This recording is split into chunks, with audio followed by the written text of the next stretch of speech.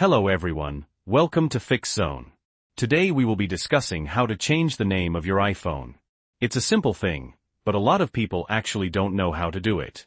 Whether you want something more descriptive, less generic, or just a bit more personal, we'll show you how in this easy guide.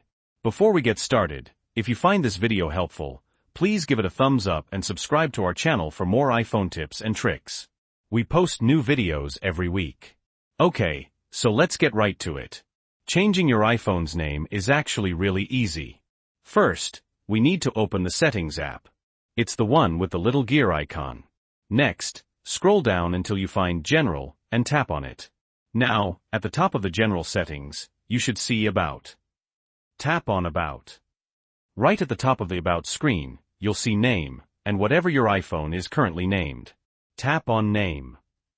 Now you can delete the current name and type in whatever you want to call your iPhone. Be creative.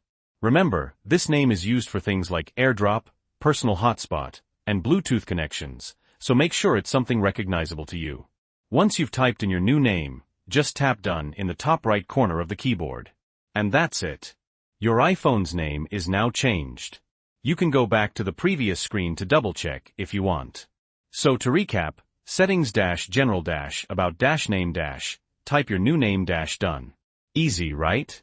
Changing your iPhone's name can be a useful way to distinguish it from other devices when using features like AirDrop or connecting to Bluetooth devices.